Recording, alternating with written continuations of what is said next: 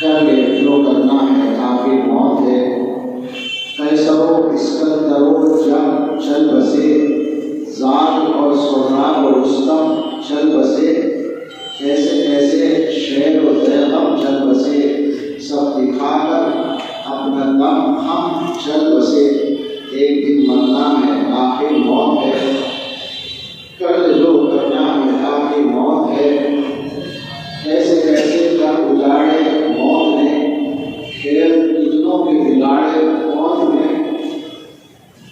پیر تک کیا کیا پچھاڑے موت نے، سر اٹھر قبروں میں گاڑے موت نے، ایک دن مرنا ہے آخر موت ہے، کر لے جو کرنا ہے آخر موت ہے، پوچھنا ہے بے خبر ہونے کو ہے، تار اپنے غفلت سحر ہونے کو ہے، باندھ لے توشہ سفر ہونے کو ہے، ہر پردے بشر ہونے کو ہے، ایک دن مرنا ہے آخر موت ہے، کر لے جو کرنا ہے آخر موت ہے، تجھ کو غافل فکر عقبہ کچھ نہیں، کھانا دھوکا عیش دنیا کچھ نہیں، زندگی کے چند روزہ کچھ نہیں اس کا بھروسہ کچھ نہیں، ایک دن مرنا ہے آخر موت ہے، کر لے جو کرنا ہے آخر موت ہے، ہو رہی ہے عمر مثل برف کم، چپ کے رفتہ رفتہ دم بدم، سانس ہے رہے ان کے عدم، دم عدم ایک روز یہ جائے گا تھم، ایک دن مرنا ہے آخر موت ہے، کر لے جو کرنا ہے آخر موت ہے یہاں سے تجھ کو جانا ایک دن، قبر میں ہونا ٹھکانا ایک دن، وہ خدا کو ہے دکھانا ایک دن، اپنا غفلت میں گنوانا ایک دن، ایک دن مرنا ہے آخر موت ہے، کر لے جو کرنا ہے آخر موت ہے، آخرت کی فکر کرنی ہے ضرور، جیسی کرنی ویسی بھرنی ہے ضرور،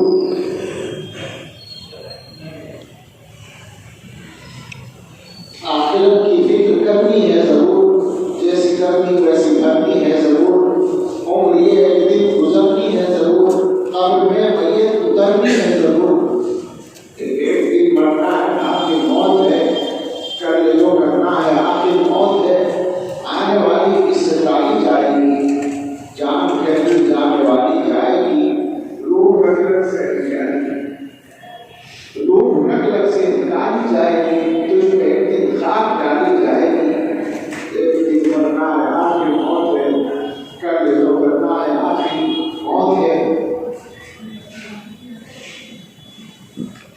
پہلے غفلت یہ تیری ہستی نہیں، تیری جنت اس قدر سستی نہیں، رہ گزر دنیا ہے یہ بستی نہیں، جائے عیش و عشرت و مستی نہیں، ایک دن مرنا ہے آخر موت ہے، کر لے جو کرنا ہے آخر موت ہے، حسن ظاہر پر اگر تو جائے گا عالم پانی سے دھوکا کھائے گا، یہ منقش سانپ ہے ڈس جائے گا، رہنا کافی یاد رکھ پچھتائے گا، ایک دن مرنا ہے آخر موت ہے، کر لے جو کرنا ہے آخر موت ہے،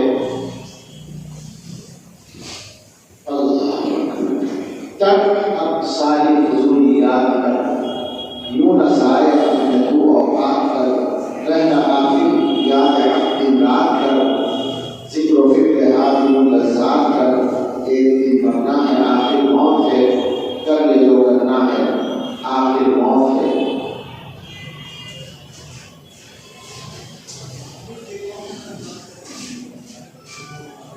دو تین باتیں عرض کرنی ہے،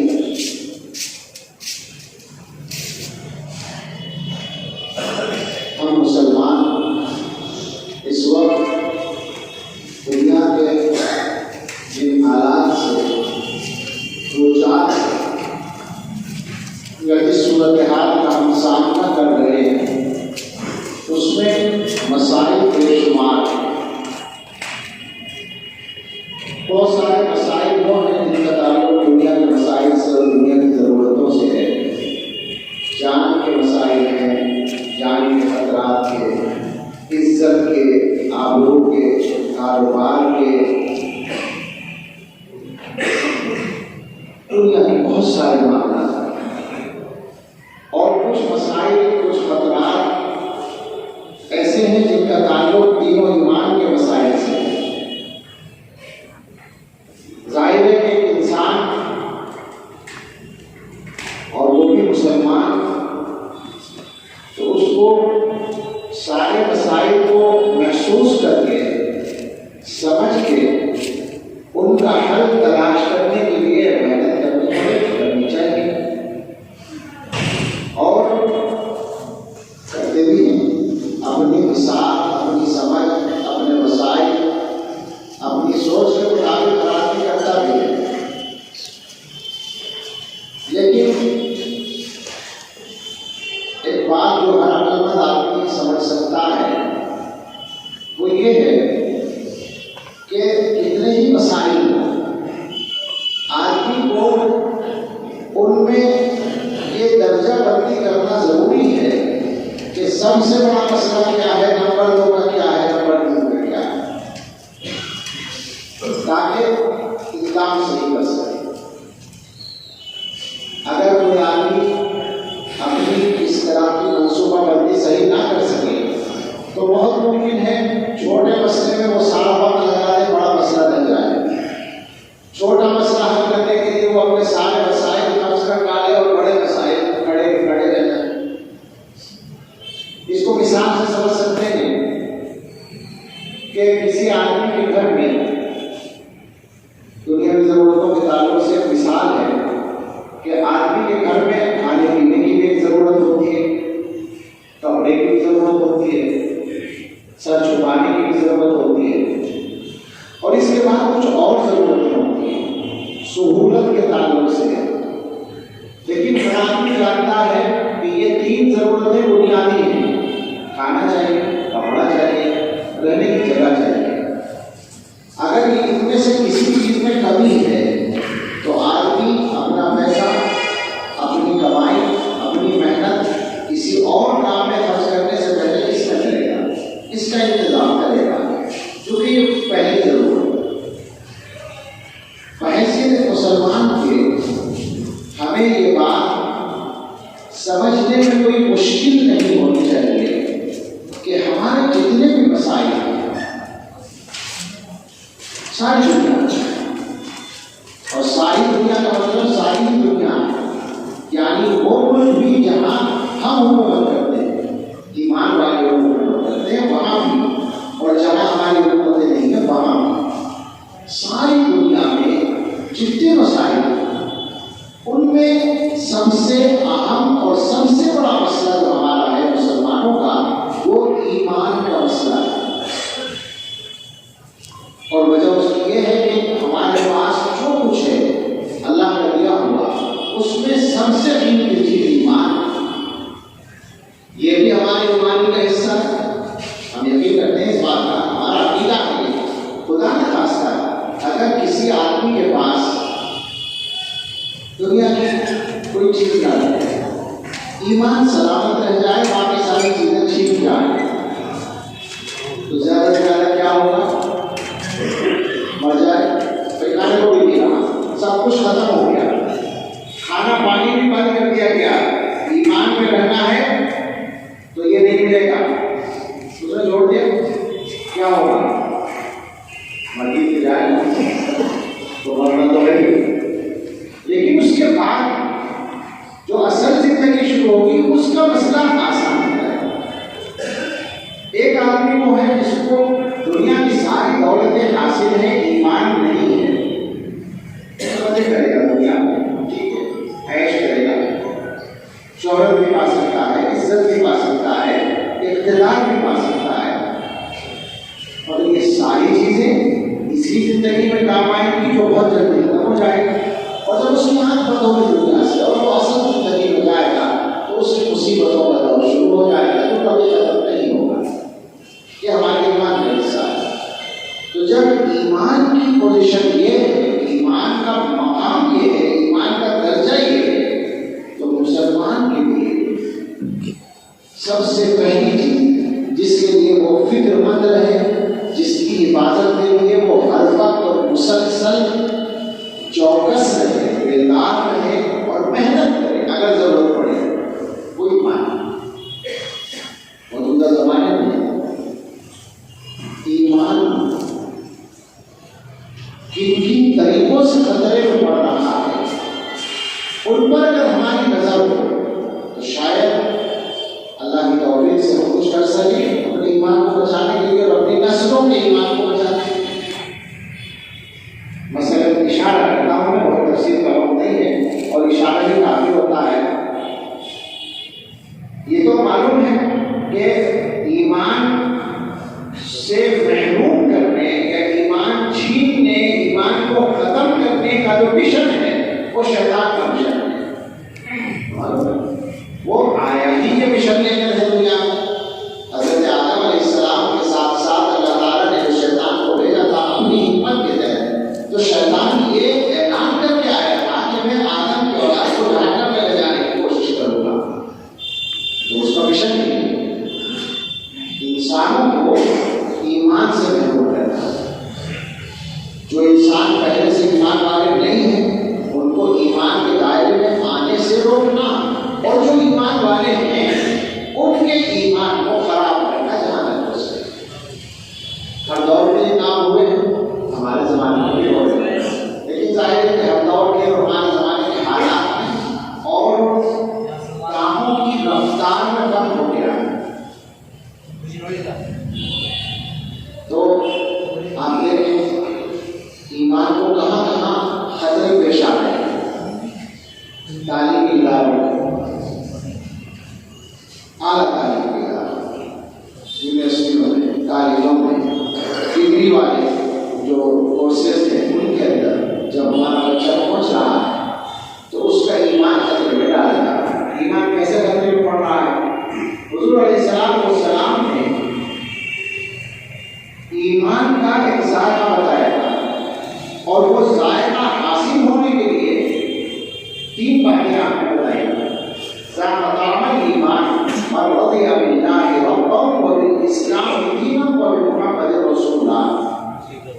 وہ آدمی ایمان کا ذائقہ چکھ لے گا جو اللہ کو رب ماننے پر راضی ہو. راضی کا مطلب خوش ہو، مطمئن ہو، یعنی پسند کرے اللہ کو رب ماننا. اسلام کو اپنا مذہب ماننے پر راضی ہو، یعنی مطمئن ہو، پسند کرے. اور حضرت محمد صلی اللہ علیہ وسلم کو اپنا رسول اور پیغمبر ماننے پر راضی اور مطمئن. یہ جو مطمئن ہونے کی کیفیت ہے ایمان کے اوپر، اللہ پر ایمان، رسول پر ایمان، دین پر ایمان، اس اطمینان کی کیفیت کو ختم کر دیا جائے اور شک پیدا کر دیا جائے اور ایمان خطرے میں پڑ جاتا ہے. تعلیمی اداروں میں یہ ہو رہا ہے. اور میں یہ نہیں کہتا کہ صرف مسلمانوں کو ان کے مذہب سے دور کیا جا رہا ہے. عام ہے، مسلمانوں کے لیے تو سب سے زیادہ مسلمانوں کے لیے بھی ہے، دوسروں کے لیے بھی ہے، کیونکہ وہ بنیادی طور پر جو طبقہ یہ کام کرتا ہے شیطان کے نمائندوں کا، وہ ملحد ہے، ایتھسٹ ہے، لامذہب ہے، ان کی خدا ان کے مذہب ہے. اسی سے بحث نہیں ہے کون سے مذہب کا آدمی ہے. مسلم بیکگراؤنڈ والے بھی ہیں اور عیسائی اور ہندو اور سکھ اور فلاں کسی بھی مذہب کے لوگوں کو لامذہب بنایا جا رہا ہے. لیکن آپ غور کریں تو سمجھ میں آئے گا نقصان تو مسلمان کا ہے. وہ تو ایک کفر سے نکل کے دوسرے کفر پہ چلے گئے. اتنا ہی ہوا، پہلے وہ ایک مذہب کے نام پر کفر کر رہے تھے، اب وہ لامذہبیت کے نام پر کفر کر رہے ہیں. مگر مسلمان کا مسئلہ ہے کہ وہ ایمان سے کفر ہو گیا. نقصان مسلمان کا ہوگا. تفصیلات کا موقع نہیں آپ سمجھتے. ایمان کو خطرے میں پیٹ کی آگ میں ڈال دیا، یا یوں کہیے انسان کی بھوک کی ضرورت کو، غذا کی ضرورت کو، بنیادی ضرورتوں کی جو تقاضے ہیں ان کو مس یوز کر کے، غلط استعمال کر کے یہ کام کیا جا رہا ہے. تمہیں روٹی دے کے ہمارے ساتھ آؤ، تمہیں پیسہ دے کے ہمارے ساتھ آؤ. یہ ہو رہا ہے. اس کی تعداد بہت زیادہ نہیں ہے لیکن ہے، یہ ہو رہا ہے. انسان کی ایک اور خواہش ہے، میں اس کو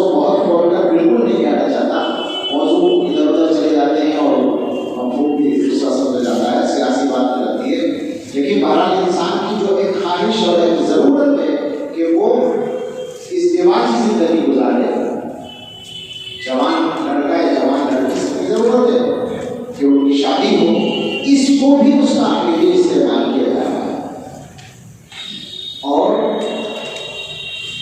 کتنا کیا جا رہا ہے اس کی تعداد جب ہمارے سامنے آتی ہے الگ الگ جگہوں میں، تو میں تو سچی بات کہتا ہوں، مجھے زیادہ معلومات نہیں ہے، میں دہل جاتا ہوں وہ تعداد سے۔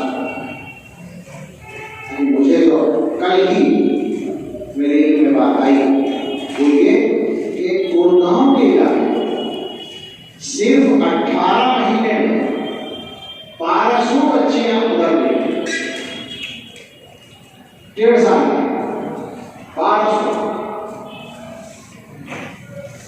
یہ میں نے نام لے لیا، لیکن بہت ساری جگہوں پر آئی مسلمان کی تفصیل سامنے ہے، بہت بھیانک صورت ہے اس لائن سے، لیکن چونکہ سیاسی موضوع میں بنایا گیا ہے آج تک، تو اس کو بہت نہیں کھولنا چاہتا، ذکر کے لیے ذکر کیا۔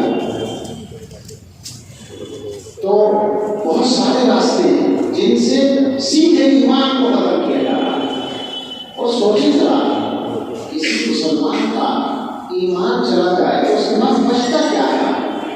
باقی تو سب کچھ اس کے پاس نہیں کرتا، دنیا والوں کے پاس بہت کچھ ہے، ہمارے پاس کم ہے۔ ایمان ایک ہے جس کی بنیاد پہ ہم سمجھتے ہیں کوئی اللہ نے ہمیں ایمان دیا ہے، اور کچھ ہو یا نہ ہو ہمارا کام چلے گا، لیکن اگر ایمان ہی چلا جائے گا تو بچے گا کیا؟ کوئی بھی ماں اپنی اولاد کی تکلیف برداشت کرے، سوچے ذرا کتنی نازک صورت حال ہے کہ جس اولاد کا ایک وقت بھوکے رہنا ہمیں برداشت نہیں ہوتا۔ تصور کریں آپ ذرا، جو صاحب اولاد ہے اس کے لیے سمجھنا کوئی مشکل بات نہیں ہے کہ اپنا بھوکا رہنا بہت آسان ہے، اولاد کو 1 گھنٹے کی ایک بھوک ستائے یہ ہمارے لیے برداشت کی لائق بات نہیں کہ ہماری اولاد سے محبت کا عالم صلی اللہ علیہ وسلم۔ ہم راضی ہیں، ہم مطمئن ہیں، ہمیں پورا اطمینان ہے اپنے اللہ کو رب ماننے پر، ہمیں پورا اطمینان ہے اسلام کو اپنا مذہب بنانے پر، ہمیں پورا اطمینان ہے کہ حضرت محمد صلی اللہ علیہ وسلم اللہ کے رسول ہیں۔ یہ ایمان اطمینان والا۔ لیکن میرے بزرگوں، یہ ساری بات تو آپ کی سمجھ میں آ گئی اور سب اس سے متفق ہیں، ہر مسلمان جانتا ہے یہ بات اور مانتا ہے کہ ایمان اتنی ہی قیمتی چیز ہے۔ لیکن سوچنے کا مسئلہ اصل یہ ہے کہ اس حفاظت کے لیے کرنا کیا ہے، کیا کرنے کی ضرورت ہے۔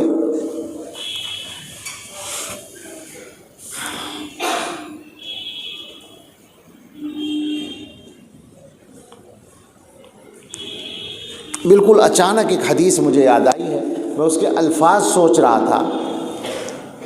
حضور علیہ الصلاۃ والسلام نے ایک مرتبہ ایمان کے نور پر بات کی اور الفاظ یہ ارشاد فرمائے کہ ان النور اذا دخل الصدر انفسح۔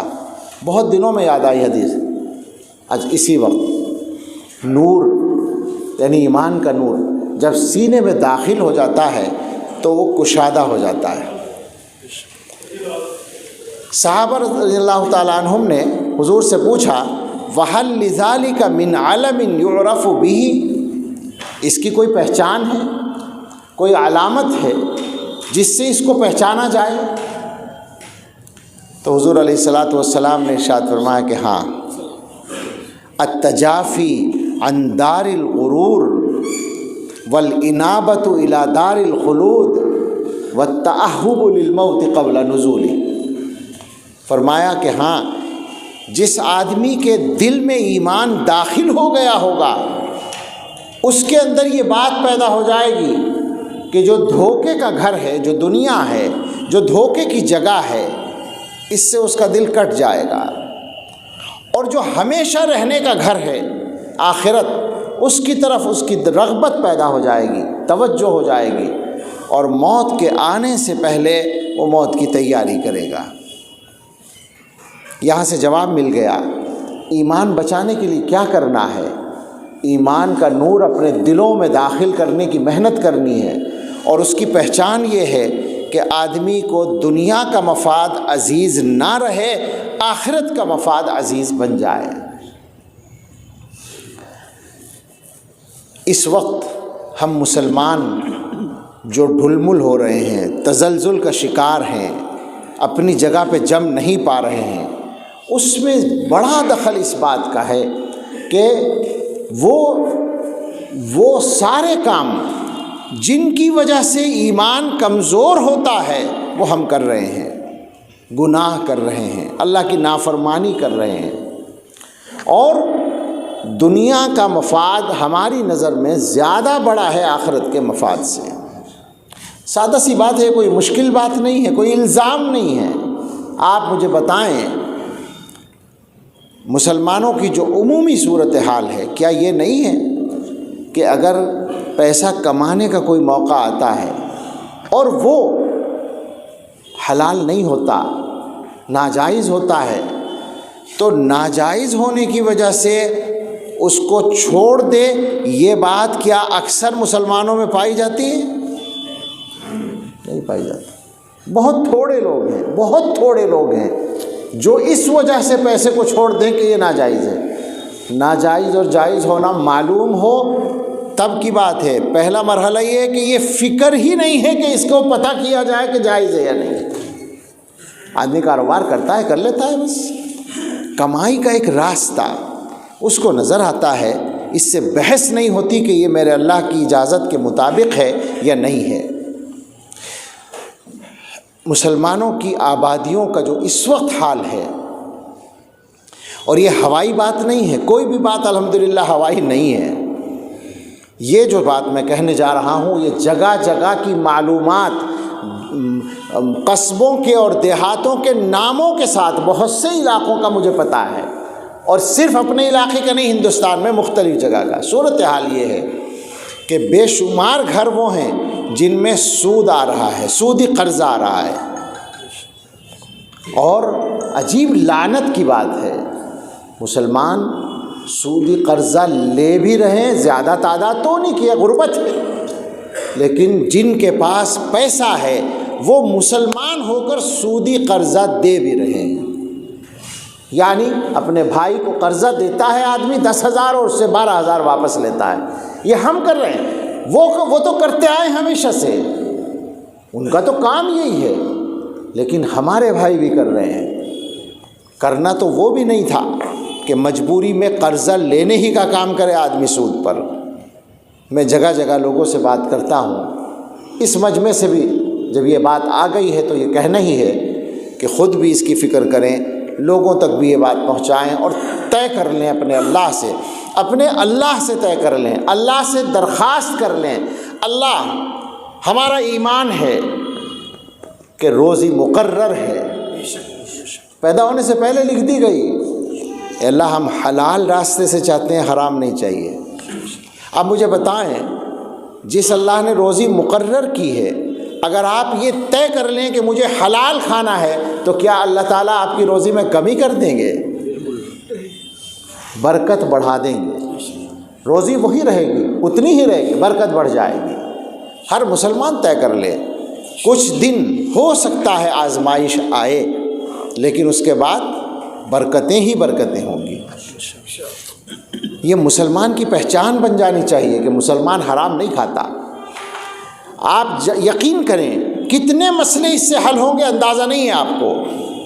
بچوں کی بگاڑ کا مسئلہ ہے، ادھر بائیں طرف جگہ خالی ہے، یہاں آ سکتے ہیں، آگے بالکل آگے بائیں طرف، اور آواز نہ ہو، میں نے کہہ دیا بس کافی ہے۔ بچوں کے بگاڑ کا مسئلہ ہے، آپ غور نہیں کرتے، جن بچوں کے پیٹ میں حرام غذا پہنچتی ہے ان سے آپ نیکی کی امید کیسے رکھتے ہیں؟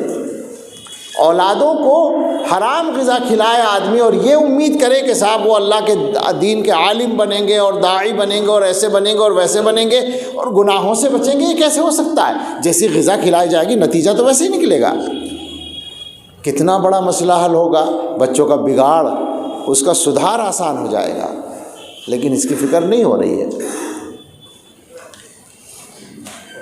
بہت سے گناہ ایسے ہیں جن کے بارے میں ہم سچ کہتے ہیں آپ سے، سوچ کر یقین نہیں آتا کہ مسلمان آدمی یہ کام کر سکتا ہے، مگر چونکہ ہوتا ہے تو یقین بالکل پکا ہے۔ شراب پینا ہے جیسے مثلاً، میں سچ کہتا ہوں آپ سے کہ شراب پیے آدمی، ایمان اس کے دل میں ہے، کلمہ وہ پڑھتا ہے اور وہ شراب پیے، یہ کیسے ہوتا ہے عقل میں تو آتا نہیں، مگر معلوم یہ بات ہے کہ مسلمان آبادی کے تناسب کے اعتبار سے دوسروں سے زیادہ شراب پی رہے ہیں۔ میں سچ بتا رہا ہوں آپ کو، ہماری جتنی کم آبادی ہے اس کے اعتبار سے تناسب کم ہونا چاہیے تھا نا، ایسا نہیں ہے۔ یعنی تعداد اگر ہماری لگائی جائے گی تو ان کے تناسب سے ہمارا تناسب زیادہ ہے۔ مسلمان جوا کیسے کھیلتا ہے، سٹہ کیسے لگاتا ہے، جبکہ اس کو معلوم ہے کہ یہ حرام ہے، ایسا حرام جو قرآن میں حرام کیا گیا ہے، اور وہ یہ کام کرتا ہے۔ تو اور جتنے بھی گناہ ہیں سب پر ہم اسی طرح سے غور کریں گے تو سمجھ میں آئے گا۔ بات اصل چل رہی ہے ایمان کے بارے میں۔ وہ سارے کام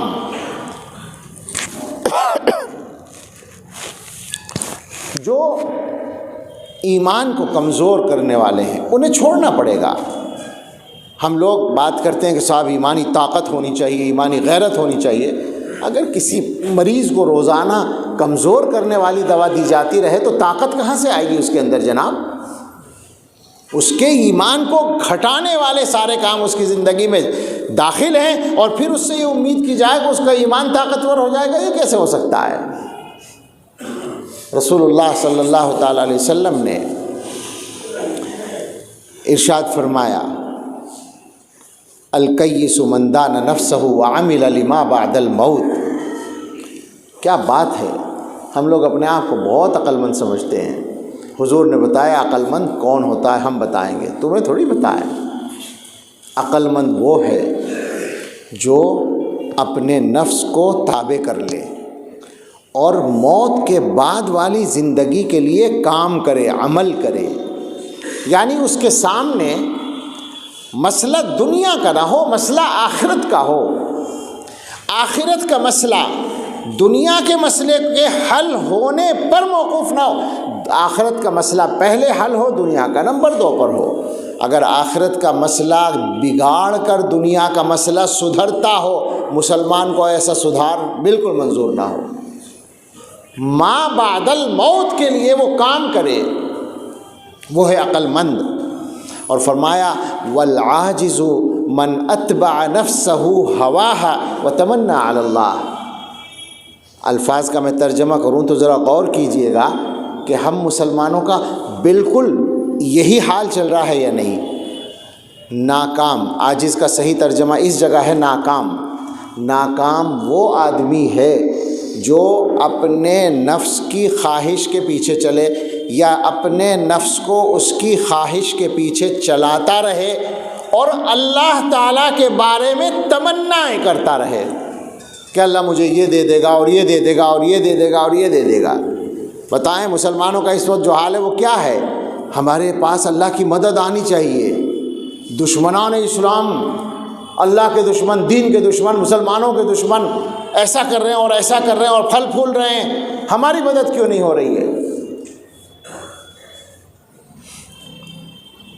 ایک دفعہ ایک جگہ فساد ہوا تھا، ایک جگہ کیا مظفر نگر کا جو مشہور فساد ہے چند سال پہلے کا، اس فساد کے زمانے میں ایک جگہ ایک کسی نے دعا کرائی، مجھے یاد آئی، ہنسی آتی ہے اس پر۔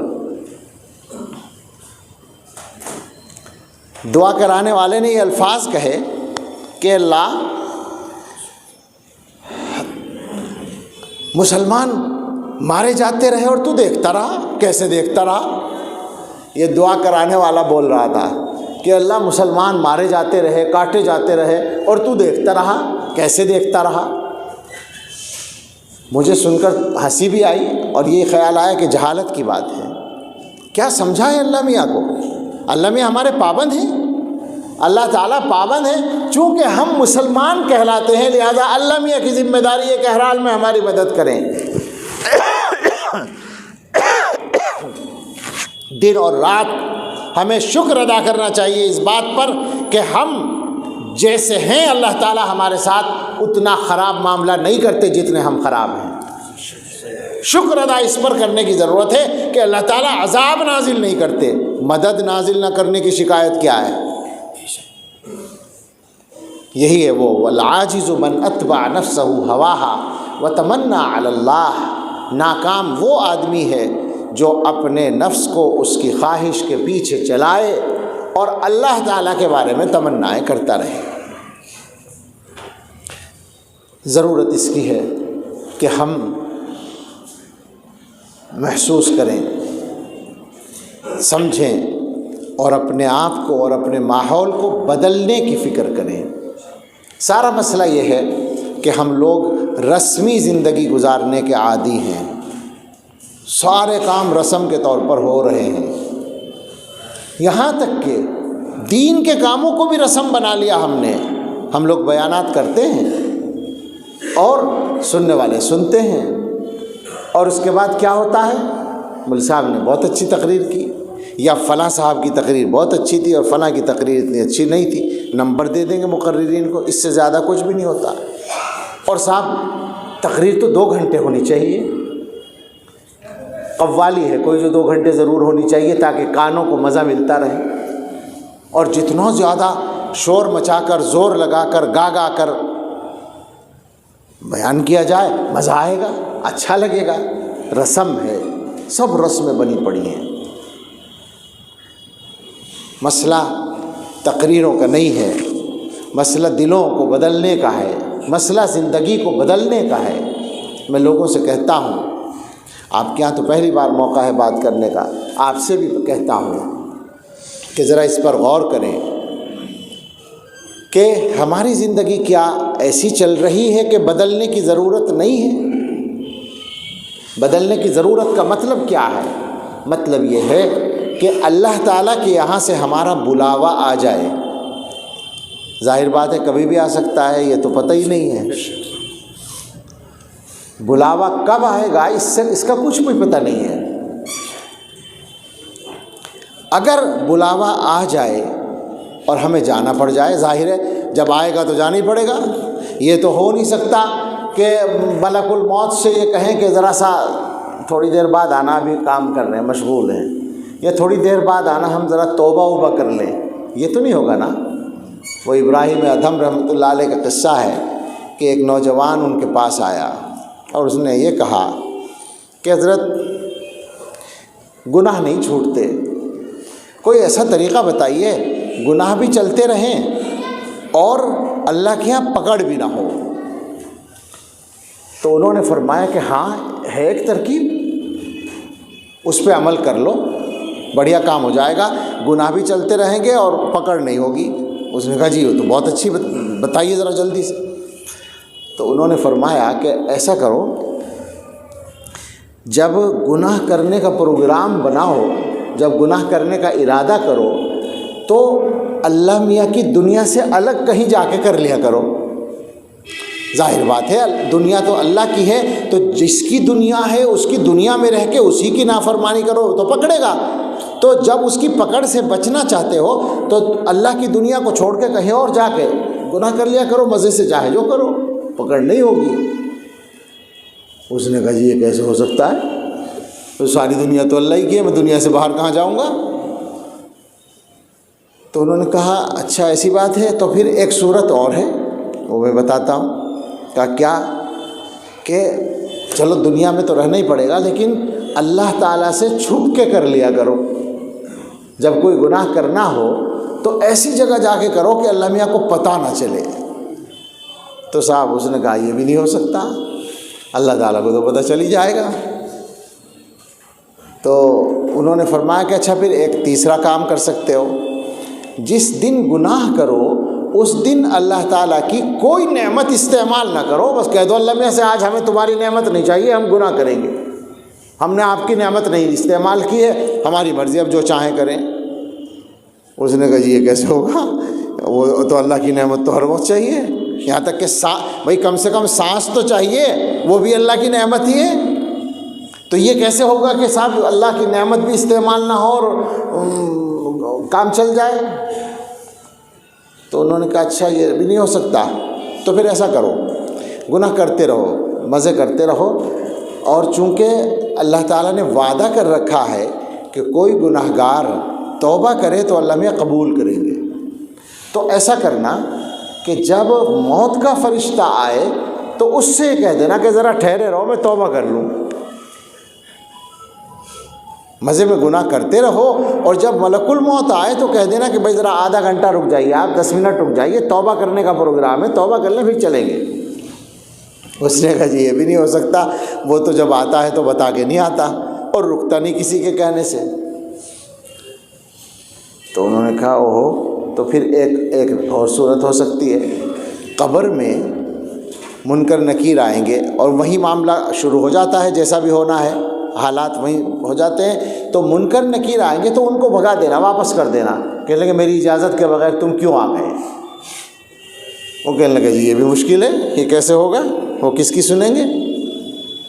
تو اس نے کہا، انہوں نے فرمایا کہ اچھا ایک آخری راستہ ہے، عذاب کا اصل فیصلہ تو قیامت میں ہوگا، جنت اور جہنم کا، تو جب اللہ تعالیٰ تمہارے گناہوں کی سزا دینے کا فیصلہ کریں اور فرشتوں کو حکم دے کہ اس کو جہنم میں لے جاؤ، تو تم انکار کر دینا کہ میں نہیں جاتا جہنم میں، تم سے جو ہو سکے کر لو، منع کر دینا، فرشتے کھینچے منع کر دینا کہ میں نہیں جاتا۔ اس نے کہا جی ان سے کون نمٹے گا، وہ تو اشارہ کریں گے اور چلنا پڑے گا۔ تو انہوں نے فرمایا کہ اللہ کے بندے جب تیرے بس میں کچھ ہے نہیں تو گناہ کیوں کرتا ہے؟ جب تو جانتا ہے کہ تو کسی لائق نہیں ہے، جب تو جانتا ہے کہ اللہ کے سامنے تیری کوئی حیثیت نہیں ہے، جب تو جانتا ہے کہ اللہ کی نعمتوں کو استعمال کیے بغیر چارہ نہیں ہے، جب تجھے معلوم ہے کہ اللہ کے علم میں لائے بغیر تو کچھ نہیں کر سکتا، گناہ کیوں کرتا ہے؟ گناہ کی ہمت ہی کیوں کرتا ہے؟ تو میں یہ کہہ رہا تھا کہ اللہ کا بلاوا آ جائے تو کیا ہم لوگوں کی زندگی ایسی چل رہی ہے کہ وہاں پہنچ کے ہمیں اللہ تعالیٰ ایسے ملیں کہ ہم سے بہت خوش اور راضی ہوں؟ ایسے ہیں ہمارے حالات؟ ہر آدمی غور کر لے، مجھے بتانے کی ضرورت نہیں ہے، سوچنے کی ضرورت ہے کہ کیا ہمارے حالات ایسے ہیں کہ ہم اللہ کے یہاں پہنچیں اور اللہ میاں دیکھیں ارے میرا شاندار بندہ آ گیا، بڑا اچھا بندہ آ گیا، آؤ بھائی چلو اس کو جنت میں پہنچاؤ۔ ہمارے ساتھ ایسا معاملہ ہو جائے گا کیا؟ ضابطے کی بات ہے۔ یوں اللہ تعالیٰ رحم فرمانا چاہیں تو یہ بات یاد رکھیے، اور امید بھی رکھیے، اللہ سے خوب امید رکھیے۔ اللہ تعالیٰ رحم فرمانا چاہیں تو کافروں کو بھی بخش دیں، کون اللہ کو روک دے گا؟ لا يسأل عما يفعل وهم يسألون، اللہ تعالیٰ جو کرتے ہیں پوچھا نہیں جا سکتا، اللہ سے کوئی نہیں پوچھ سکتا، کوئی حساب نہیں لے سکتا۔ لیکن تو مرضی اللہ کی، اللہ تعالیٰ رحم فرمائے، لیکن اس کی گارنٹی کون لے گا کہ رحم ہوگا ہمارے ساتھ، یا ضابطے کا معاملہ ہوگا، انصاف کا معاملہ ہوگا؟ اس کی تو کوئی ضمانت نہیں ہے نا۔ تو سوچنا ہمیں یہ ہے کہ ہمارا حال کیسا ہے، ہم اگر ابھی اللہ کے یہاں جانے لگیں تو ہمارا معاملہ تو بہت خطرے میں ہے، لہٰذا ہمیں بدلنا ہے، اپنے آپ کو بدلنا ہے، اپنے گھر کو بدلنا ہے۔ گھروں کے اندر گھر کی بات آ گئی تو مختصر سی بات اس پر کر لیں کہ اس زمانے میں ہم لوگوں نے تو یہ سمجھ رکھا ہے کہ ہمارے جوانوں سے اور لوگوں سے نماز پڑھوانے کی ذمہ داری تو تبلیغی جماعت کی ہے، ہمیں کچھ نہیں کرنا، بس یہ کر رکھا ہے۔ آپ سوچیں ذرا، اگر ہر گھر کا ذمہ دار اپنے گھر والوں کو نمازی بنانے کی ذمہ داری لے لے تو تبلیغ والوں کے پاس تو کرنے کو کچھ کام بھی نہیں بچے گا، بس وہ مسجد میں بیان ہی کیا کریں گے، اور کیا ہوگا، گھر پہ جانے کی ضرورت ہی نہیں پڑے گی۔ اگر ہر گھر کا آدمی ذمہ داری لے لے اپنے گھر کی، اور ذمہ داری تو ہے ہی، دنیاوی اعتبار سے بھی ہے، کون سے گھر کا ذمہ دار ہے جو اپنے بچوں کے کھانے پینے کا انتظام نہیں کرتا، کپڑے لتے کا انتظام نہیں کرتا، رہنے سہنے کا انتظام نہیں کرتا، شادی بیاہ کا انتظام؟ ہر آدمی اپنے گھر کے اپنے بچوں کے سارے کاموں کا ذمہ دار ہے۔ تو تو سوال یہ ہے کہ ان کو جہنم سے بچانے کی ذمہ داری کسی اور کی ہوگی؟ ان بچوں کو، ان گھر والوں کو جہنم سے بچانے کی ذمہ داری بھی تو ہماری ہوگی۔ اس کے لیے محنت چاہیے، مسلسل محنت چاہیے، نرمی سے سمجھا کے بچوں کو، لڑکیاں ہوں یا لڑکے ہوں یا بیوی ہوں یا کوئی متعلق ہو، بس یہ طے کر لیا جائے نماز پڑھے بغیر کوئی نہیں رہے گا، ہر آدمی نماز پڑھے گا۔ ہم ناشتہ تب کریں گے جب فجر کی نماز وقت پر ادا پڑھ لی گئی ہوگی سب کی طرف سے، یہ طے کر دیا جائے۔ کھانا تب کھایا جائے گا جب عشاء کی نماز سب نے پڑھ لی ہوگی۔ ماحول بنائیں، محنت کریں، نمازی بنائیں اپنے گھر والوں کو،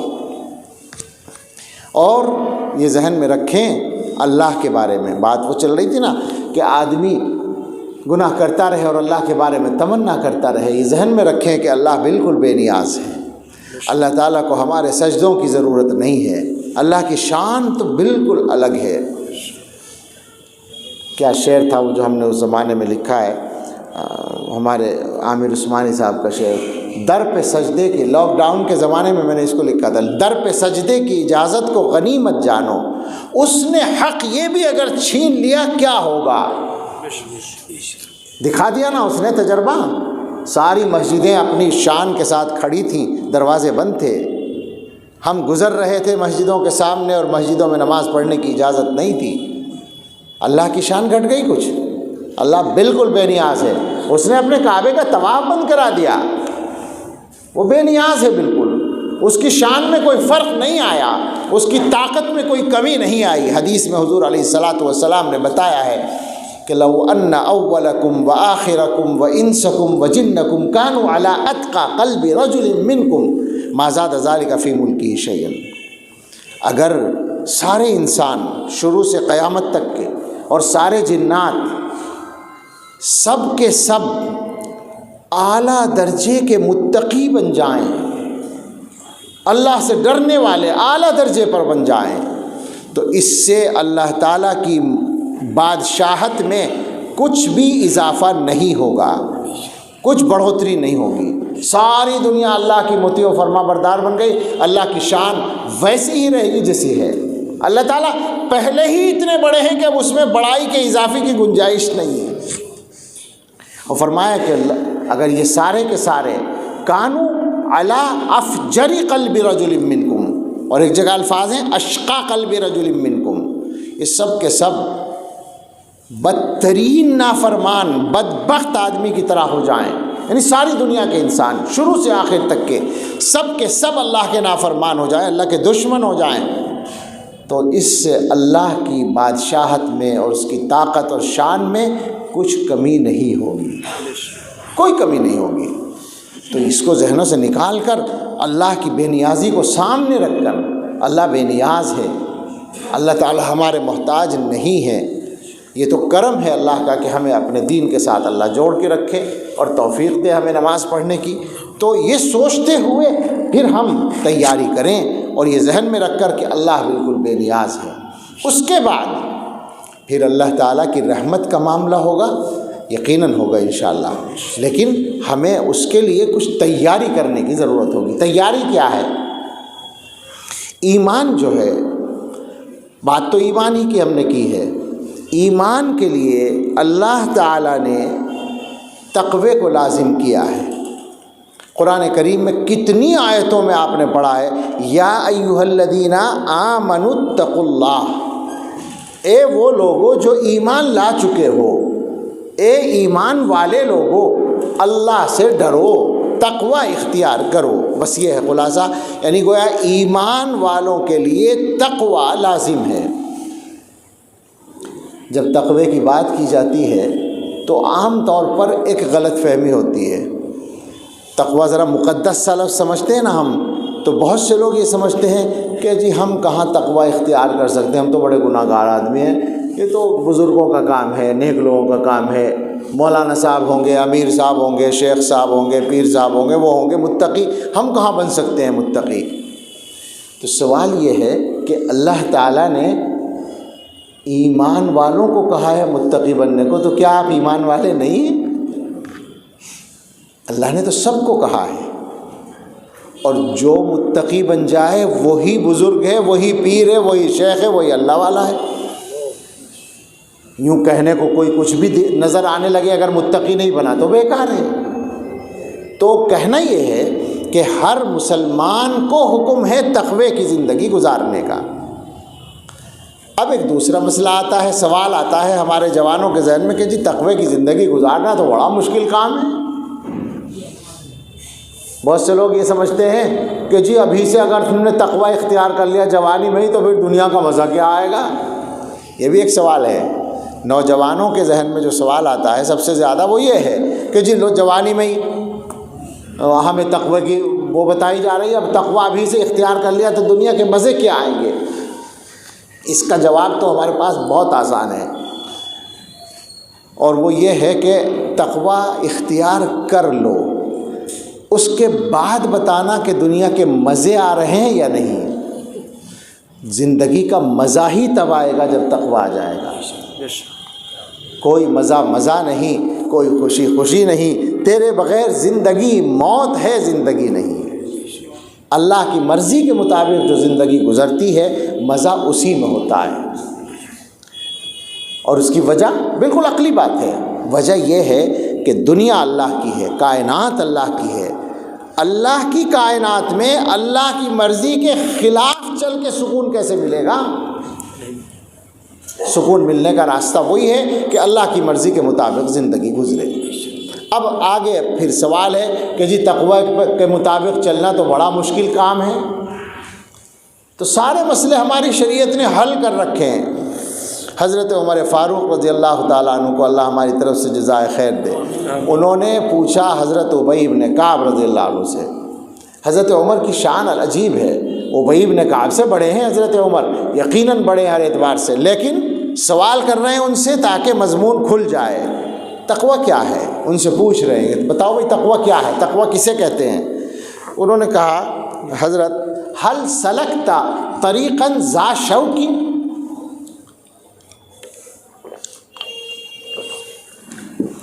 کہنے لگے حضرت کبھی آپ کسی کانٹوں والے راستے پہ چلے ہیں؟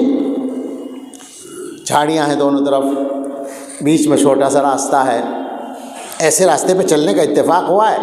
حضرت نے فرمایا ہاں چلا ہوں۔ کیسے چلے ہیں، کیا کیا آپ نے؟ انہوں نے کہا شمرت واجتہدت، کپڑوں کو سمیٹا اور کوشش کر کے نکلا۔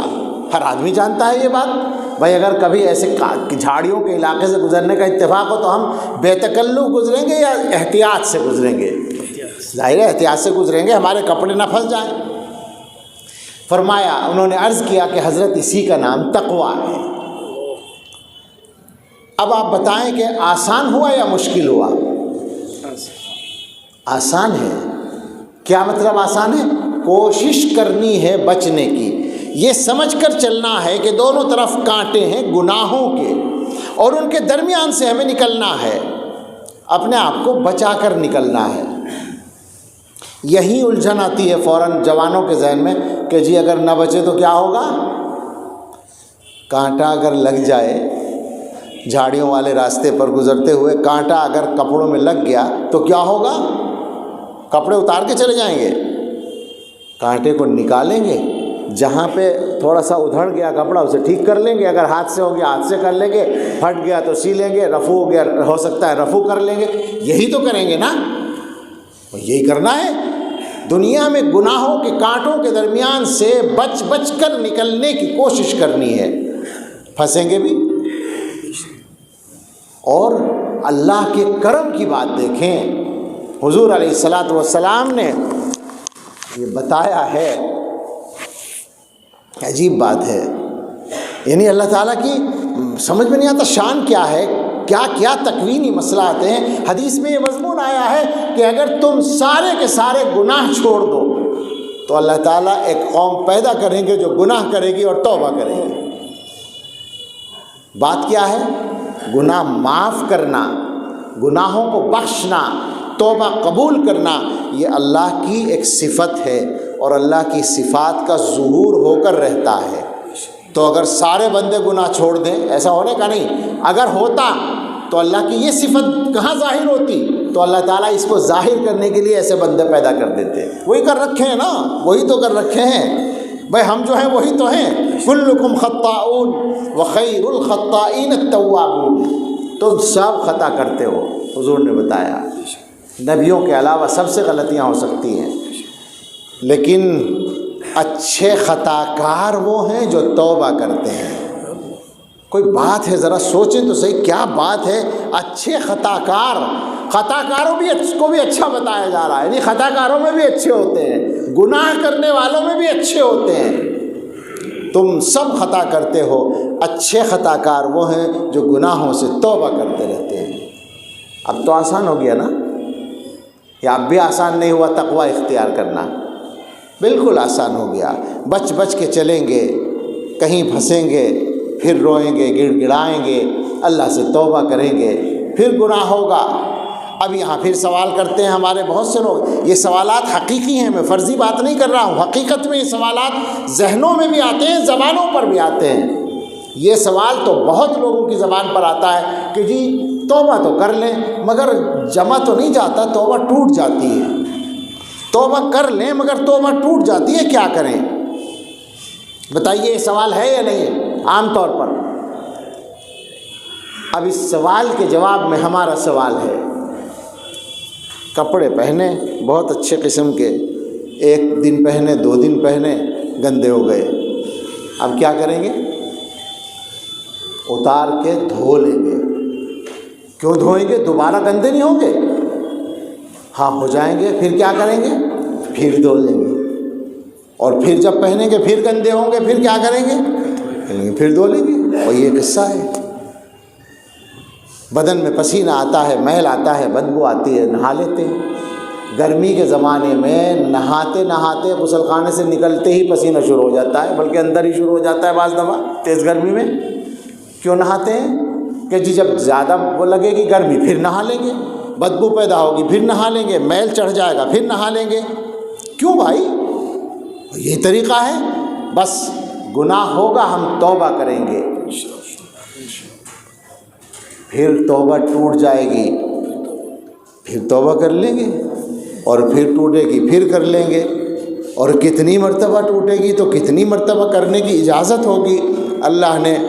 اللہ نے کرم فرمایا, حضور کی زبانی بتا دیا, میرا بندہ اگر دن میں 70 مرتبہ توبہ توڑ کر پھر آئے توبہ کرنے کے لیے, میں پھر بھی توبہ قبول کرنے کے لیے تیار ہوں. اللہ نے فرمایا, اے انسان, لو اتیتنی بقراب الارض خطایا لاتیتک بقرابها مغفرۃ.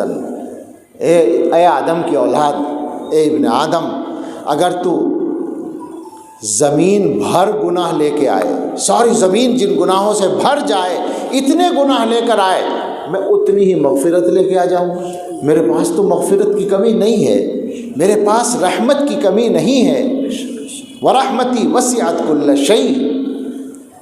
میرے گناہ 1000 صحیح شمار تو ہے. ہمارے دیوبند کے شاعر تھے, ان کا شعر, میرے گناہ 1000 صحیح شمار تو ہے, تیرے کرم کا تو یا رب کوئی شمار نہیں. اسی یقین پہ بخشش کا ہے یقین مجھ کو کہ میرے عمل پہ بخشش کا انحصار نہیں, میرے عمل پہ انحصار نہیں ہے, آپ کے کرم پہ انحصار ہے بخشش کا. تو اب ہم سب طے کر لیں. میں نے کہا تھا کہ تقریروں کا مسئلہ نہیں ہے, اپنے آپ کو بدلنے کا مسئلہ ہے. آپ حضرات یہاں جمع ہوئے گناہ گار کی باتیں سننے کے لیے. ہم صاف کہتے ہیں, سچ کہتے ہیں, ہم بہت گناہ گار ہیں, اور ہمیں ہمارے محبت کرنے والے لوگ بلاتے ہیں. یہ عزیز بہت دنوں سے الیاس اور یہ عمان اور دوسرے لوگ کہہ رہے تھے یہاں آنے کے لیے. اللہ نے آج مقدر کیا تھا, آج آنا ہوا. جگہ جگہ جاتے ہیں, لیکن پہلے ہی سے ایک نیت کر رکھی ہے. ہر دفعہ وہ نیت نہ یاد رہے کبھی, اس لیے نیت پہلے ہی سے کر رکھی ہے, یاد رہتا ہے تو پھر کر لیتے ہیں. اور وہ نیت یہ ہے کہ اللہ گناہ بہت ہیں, ہم فلاں جگہ کے لوگوں کے پاس جا رہے ہیں, ان کے ساتھ مل کے ہم توبہ کریں گے, شاید وہاں کی توبہ قبول ہو جائے. فلاں جگہ جائیں گے, وہاں کے لوگوں کے ساتھ توبہ کریں گے, شاید وہاں کی قبول ہو جائے. زمین کے زیادہ سے زیادہ ٹکڑے ہماری توبہ کے گواہ بن جائیں، اور قیامت کے دن جب گناہوں کی گواہی زمینوں سے ہوگی، اگر ہم جیسے گناہگاروں کی توبہ کی گواہی زمین سے مل جائے تو ہمارا کام بن جائے گا۔ تو آپ سے یہ کہنا ہے اپنے اور اپنے گھر والوں کے ایمان کی حفاظت کے لیے، دیکھیے جو ہوائیں چل رہی ہیں اس وقت فتنوں کی، ان کا مقابلہ مادی اسباب سے اتنا نہیں ہو سکے گا۔ مادی اسباب سے کچھ چیزوں کا مقابلہ ہوگا اور وہ بھی کرنا ہوگا، وہ اپنا مسئلہ، وہ الگ مسئلہ ہے، لیکن ایمان کو بچانے کا جو مسئلہ ہے اس کا تعلق اس سے نہیں ہے، چونکہ ایمان دل کی چیز ہے تو دل کی طاقت کا مسئلہ ہے۔ اپنے دلوں کی طاقت کو بنائیے، بچائیے، بڑھائیے، اور وہ طاقت کیسے بڑھتی ہے؟ وہ اللہ کی یاد سے اور اللہ کے ڈر سے، اللہ کے خوف سے، سچی توبہ سے یہ طاقت بڑھتی ہے۔ توبہ کرتے رہیے، عادت بنا لیجئے۔ میں کہا کرتا ہوں کہ ہمارا مسئلہ اصل یہ نہیں کہ ہم گناہ کرتے ہیں، اصل مسئلہ یہ ہے کہ توبہ نہیں کرتے۔ اصل مسئلہ یہ ہے، گناہ تو انسان سے ہوتا ہی ہے، لیکن گناہ کرنے کے بعد آدمی توبہ نہیں کرتا، یہ اصل مسئلہ ہے۔ اور ایک حدیث تو ایسی ہے کہ اس کو سوچ کے امید بننے لگتی ہے اپنے بارے میں بھی۔ حدیث میں یہ بات آئی ہے کہ اللہ تعالیٰ کے سامنے ایک بندے کو لایا جائے گا، اور ظاہر ہے کہ سب جانتے ہیں بندوں کے اعمال پیش کیے جائیں گے، ان کو سنایا جائے گا نامہ اعمال۔ تو ایک بندہ آئے گا، اللہ تعالیٰ کہے گا بھائی اس کے گناہ بتاؤ، بیان کرو۔ اب اس کے بہت سارے گناہ ہوں گے، وہ بیان کیے جائیں گے، سنائے جائیں گے۔ وہ ظاہر ہے انکار تو کر نہیں سکتا، سنے گا، اقرار کرے گا۔ لیکن جب گناہوں کی فرد جرم پوری سنا دی جائے گی تو وہ بندہ یوں کہے گا کہ یا اللہ، یہ صحیح ہے کہ سارے گناہ میں کرتا رہا، مجھ سے ہوئے گناہ، بہت گناہ ہوئے، اور آپ نے سنائے، میں نے مانتا ہوں میں نے گناہ کیے ہیں، مگر ایک چیز کا ذکر نہیں آیا۔ وہ کیا؟ وہ یہ کہ میں گناہ تو کرتا تھا، مگر جب گناہ مجھ سے ہوتا تھا تو میں توبہ بھی کر لیا کرتا تھا، میں توبہ بھی کر لیتا تھا۔ اللہ تعالیٰ فرمائیں گے فرشتوں سے، دیکھنا ذرا اس کے اعمال نامے میں توبہ ہے؟ تو فرشتے کہیں گے کہ اللہ ہے، بالکل ہے، یہ گناہ بھی کرتا تھا، توبہ بھی کرتا تھا، پھر گناہ ہو جاتا تھا، پھر توبہ کرتا تھا، پھر گناہ ہو جاتا تھا، پھر توبہ کرتا تھا۔ تو اللہ تعالیٰ فرمائیں گے کہ اس کو جنت میں لے جاؤ، اس کو بھی استقامت والوں میں لکھ لو۔ بے شک یہ صحیح ہے کہ نفس و شیطان اس سے گناہ کراتے رہے، مگر جس طرح یہ گناہوں کو نہیں چھوڑ سکا، اس نے توبہ کو بھی نہیں چھوڑا۔ نفس و شیطان اس کو پھسلاتے رہے، مگر یہ اٹھ کر توبہ کرتا رہا، تو اس کو بھی استقامت والوں میں شامل کر لو۔ ہم جیسوں کا کام اگر اسی طرح بن جائے تو ہمارا مسئلہ حل ہو جائے گا۔ تو اس لیے عادت ڈال لیں، توبہ کرنے کی عادت ڈال لیں۔ جیسے گناہوں کی عادت پڑی ہوئی ہے، اس عادت کو چھوڑنے کی کوشش کرنی ہے۔ لیکن اگر خدا نخواستہ کوئی آدمی ایسا ہے کہ اس سے گناہ چھوٹ نہیں رہا، یہ ایک مسئلہ ہے مستقل، جو بہت سے احباب، بہت سے جوان بیت کا تعلق رکھتے ہیں، ذکر کرتے ہیں، ان کے ہاں ان کی طرف سے یہ مسئلے بہت پیش ہوتے ہیں کہ گناہ نہیں چھوٹتا، فلاں گناہ نہیں چھوٹتا۔ تو دو باتیں یاد رکھیں، کوشش جاری رکھیں، اور گناہ ہونے کے جو ماحول ہوتا ہے اس سے بچنے کی کوشش بھی کرتے رہیں، اور ساتھ میں اللہ تعالیٰ سے مانگتے رہیں گناہوں سے بچنے کی توفیق۔ ہمارے حضرت کے ہاں اس طرح کے تجربے بہت ہیں۔ یورپ اور امریکہ میں عام طور پر ماحول اس طرح کا ہے کہ شراب گھروں میں عادت ہو جاتی ہے لوگوں کو عام طور سے پینے کی، تقریبات بھی خالی نہیں ہوتی شراب سے۔ تو پھر اس میں سے بعض لوگ توبہ کر لیتے ہیں، بیعت ہو جاتے ہیں حضرت سے، ایسے لوگ بہت سے بیعت ہوئے۔ اب اس کے بعد ان کو یہ احساس ہوتا ہے کہ شراب تو چھوڑنی ہے، لیکن آپ کو پتہ ہے شراب کا معاملہ کیا ہے، عادت ہو جائے تو چھوٹتی نہیں ہے۔ غالب نے کہا ہے نا، چھوٹتی نہیں ہے منہ کو یہ کافر لگی ہوئی۔ تو اب شراب چھوٹ نہیں رہی ہے، نماز پڑھنے لگے ہیں، توبہ کرنے لگے ہیں، شراب پی رہے ہیں۔ شراب پیے بغیر کام نہیں چل رہا ہے۔ تو حضرت سے وہ پوچھتے ہیں کہ کیا کریں؟ حضرت ان سے کہتے ہیں کہ روزانہ رات کو 2 رکعت صلاۃ الحاجت پڑھ کے اللہ سے دعا کر لیا کرو کہ اللہ میں یہ گناہ چھوڑ نہیں پا رہا، میرے بس میں نہیں ہے چھوڑنا، آپ قادر ہیں چھڑوانے پر، آپ چھڑوا دیجیے۔ کچھ دنوں کے بعد اس سب کی شراب چھوٹ جاتی ہے۔ ظاہر ہے کہ اللہ تعالیٰ سے دنیا کی چیزیں مانگتے ہیں تو اللہ تعالیٰ دیتے ہیں، تو اللہ سے اگر تقویٰ مانگیں گے تو کیوں نہیں ملے گا؟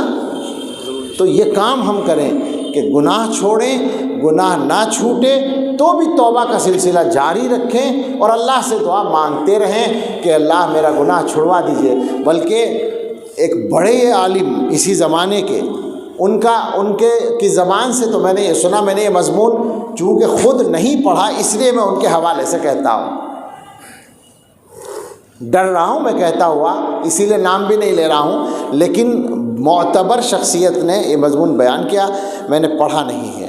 وہ یہ کہتے ہیں سمجھاتے ہوئے کہ اللہ سے دعا ضرور کرتے رہو کہ اللہ میرے گناہ چھڑوا دیجئے۔ اگر خدا نہ خواستہ گناہ چھوٹا نہیں تو قیامت میں ہو سکتا ہے اسی وجہ سے بخشش ہو جائے کہ اللہ میاں سے آپ کہیں کہ اللہ میں تو دعا کرتا تھا، اب آپ نے نہیں چھڑوایا، میں کیا کروں، مجھ سے تو چھوٹا نہیں۔ یہ آسان بات نہیں ہے اللہ سے یہ کہنا کہ میں نے تو چھوڑنا چاہا، آپ سے دعا کی، آپ چھڑا سکتے تھے، میں تو مانگتا رہا آپ سے، ہو سکتا ہے اسی پر اللہ تعالیٰ معاف فرما دیں۔ تو بس یہ چند گزارشات تھی، چند کیا ایک ہی بات ہے، مسئلہ ایمان کا ہے، ایمان کو بچانے کا ہے۔ ایمان کو بچانے کے لیے ایمان کو کمزور کرنے والی چیزوں سے بچنا ہے، گناہوں سے بچنا ہے۔ اور یہ ذہن میں رکھیں کہ گناہوں کا مطلب صرف ایک ہی قسم کے گناہ نہیں ہوتا کہ بدکاری اور شہوانی گناہ، بلکہ جتنی بھی چیزیں اللہ کی نافرمانی ہیں وہ سب گناہ ہیں۔ غیبت بھی گناہ ہے، حسد بھی گناہ ہے، تکبر بھی گناہ ہے، دکھاوا بھی گناہ ہے، دوسروں کو تکلیف پہنچانا بھی گناہ ہے، دوسروں کے حق دبانا بھی گناہ ہے، اللہ کی رضا کے علاوہ کسی دوسری نیت سے نیک کام کرنا یعنی اخلاص کے بغیر کسی اور مقصد سے دنیا کی غرض سے کام کرنا یہ بھی گناہ ہے۔ ساری چیزیں، نماز چھوڑنا بھی گناہ ہے، بدکاری کرنا بھی گناہ ہے، یہ ساری چیزیں گناہ ہیں۔ آدمی غور کرے اور اپنا پیچھا چھڑانے کی کوشش کرے۔ ایک بات کہتا ہوں، ہر آدمی اپنے بارے میں غور کرے، ساری دنیا کے بارے میں نہیں۔ ہر آدمی اپنی ذمہ داری لے لے، بس صرف اپنی ذمہ داری کاہے کی، یہ غور کرے میں کیا کرتا ہوں۔ یہ پکی بات ہے کہ کوئی آدمی سارے گناہ نہیں کرتا۔ ایک آدمی سارے گناہ کیسے کر لے گا؟ یعنی جتنے بھی دنیا میں گناہ ہیں وہ سارے ایک آدمی میں جمع ہو جائے، یہ نہیں ہو سکتا۔ 2 ہوتے ہیں، 4 ہوتے ہیں، بس عام طور سے 1-2 گناہوں میں آدمی مبتلا ہوتا ہے، لیکن اسی کی وجہ سے اللہ تک پہنچنے سے رکا رہتا ہے۔ حضرت اس کی مثال دیا کرتے ہیں کہ جیسے آپ کسی رسی میں گرہ لگائیں، 100 گرہ لگا دیں آپ رسی میں، اب ان کو کھولنا شروع کریں، 50 گرہیں کھل گئیں، آدھی کھول دی تو کیا رسی کھل گئی؟ ابھی 50 باقی ہیں۔ 40 اور کھول دی، 90 کھل گئی، 10 باقی ہیں، تو رسی کھل گئی؟ ابھی نہیں کھلی۔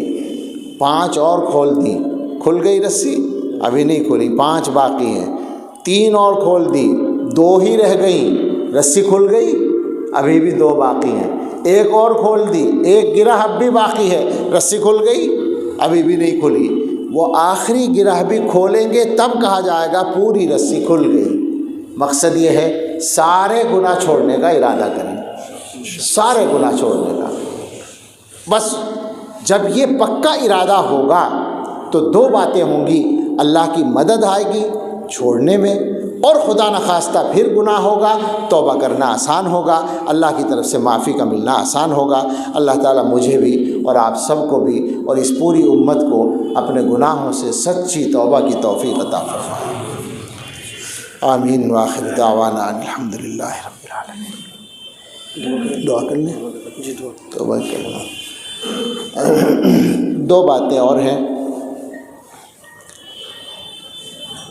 ایک تو یہ کہ یہاں بہت سے احباب ایسے ہیں جو مجھ سے پہلے سے تعلق رکھتے ہیں، تو ان کو بتا سکتے ہیں کہ ہمیں وہاں رہنا ہے؟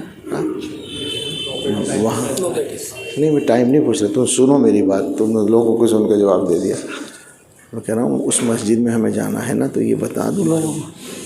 معلوم ہے، تمہیں تو معلوم ہے اور لوگوں کو بھی معلوم ہے، بتا کن کو؟ مفتی سجاد کو۔ پھر سوال نہیں، ان کو بتا دوں یہ جو بیٹھے ہیں اب آپ، اس میں حرج تو نہیں ہے؟ نہیں ہے۔ اب میرا واپسی کا پروگرام پہلے فوراً تھا، لیکن کچھ اس طرح کی صورت بنی۔ کون سی مسجد ہے؟ پنجابی پھاٹک لال مسجد۔ پنجابی پھاٹک لال مسجد، یہ بلی ماران کے علاقے، وہاں پر میرا وعدہ ہو گیا رات میں رہنے کا۔ تو جو احباب میرے پرانے ہیں وہ اگر گویا مزید ملاقات کرنا چاہیں تو میں یہاں سے کچھ دیر بعد فارغ ہو جاؤں گا، 1 آدھ گھنٹے کے بعد، تو پھر وہاں آ سکتے ہیں۔ اب ویسے وہاں کوئی نظم نہیں ہے باقاعدہ مجلس کا، بس انہوں نے مجھے رات میں رہنے کی دعوت دی ہے مسجد میں، اور چونکہ مسجد میں رہنے کی دعوت دی تو میں نے قبول کر لی ہے۔ اور فجر کے بعد وہاں مختصر سا بیان بھی ہوگا، وہ تفسیر کرتے ہیں مولوی سجاد، تو اس وقت میں فجر کے فوراً بعد وہ بیان ہوگا۔ تو جو میرے پرانے احباب ہیں یا جو بھی ہوں، وہ اگر وہاں تھوڑی دیر ملنا چاہیں، یا ہو سکتا ہے کہ اگر ہمت ہوئی، میں وعدہ نہیں کرتا، تو تھوڑی دیر مراقبہ کر لیں گے ساتھ میں بیٹھ کر، یہ ہو سکتا ہے وہاں اگر آئے تو۔ یہ ایک بات بتانی تھی۔ اور اب توبہ کے کلمات ہمیں پڑھنے ہیں۔ توبہ کی ضرورت تو ہر مسلمان کو ہے، اور اس مجمع میں کچھ لوگ ایسے بھی ہیں جو بیعت ہونا چاہتے ہیں۔ بیعت کے لیے اچھا تو یہ ہے کہ اچھے لوگوں کو تلاش کر لیا جائے، بہت فائدہ ہوگا۔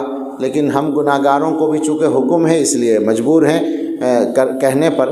تو جو حضرات بیعت کی نیت رکھتے ہوں وہ بیعت کی نیت سے انہی کلمات کو پڑھیں، اور توبہ کی نیت سے سارا مجمع پڑھیں۔ توبہ کی تو ہر مسلمان کو ضرورت ہے۔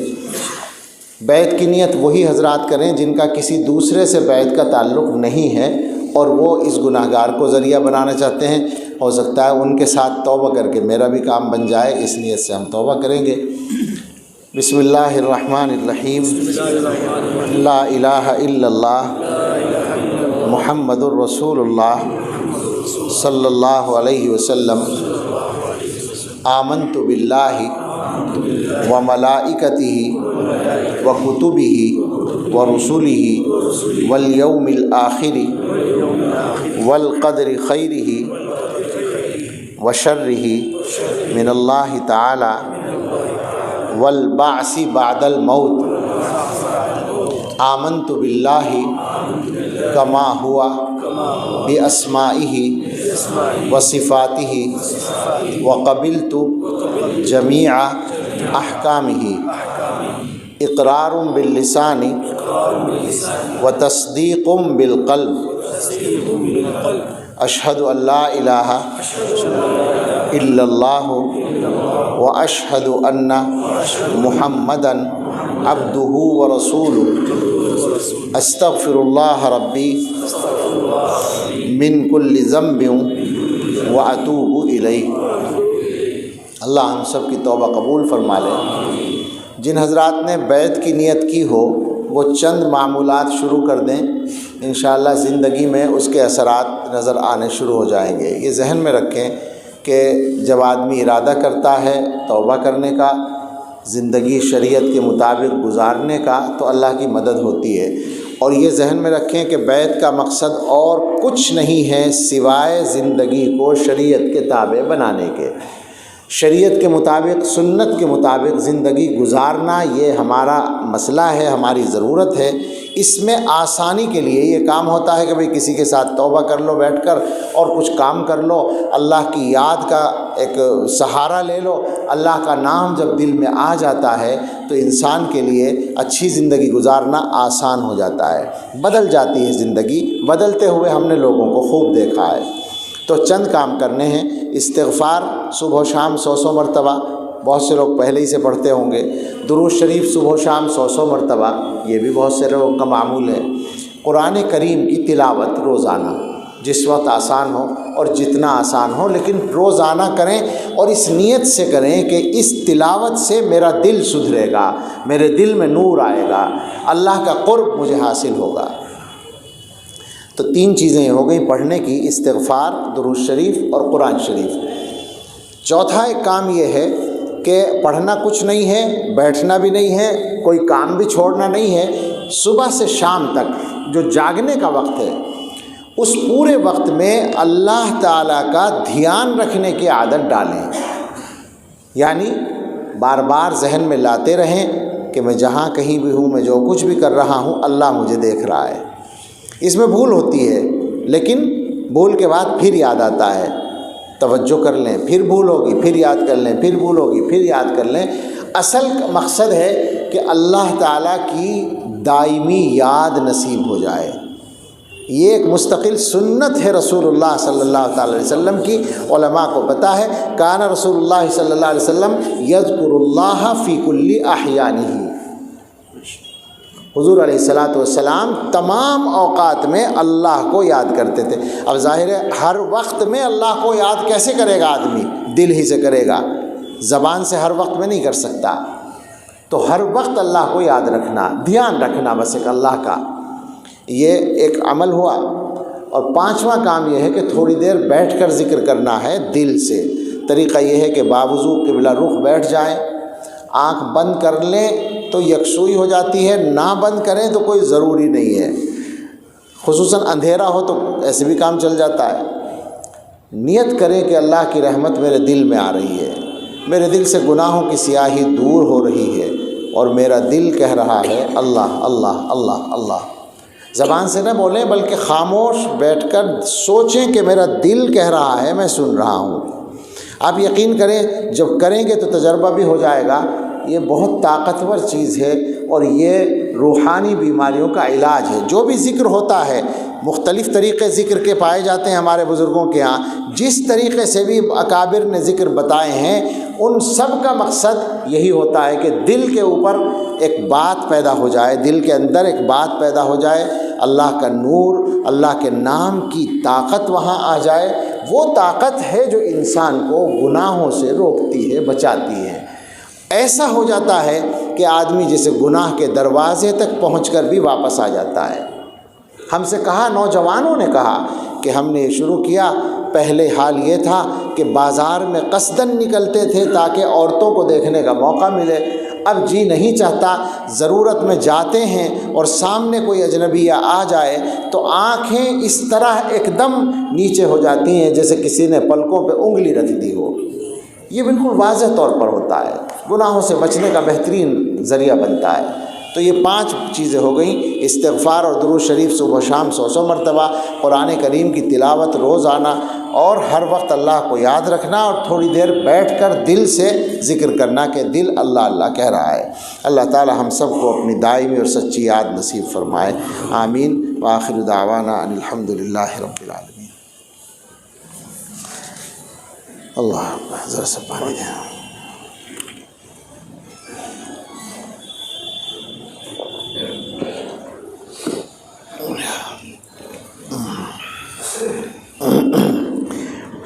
الحمد للہ رب العالمین والصلاة والسلام علی سیدنا محمد وآلہ واصحابہ اجمعین۔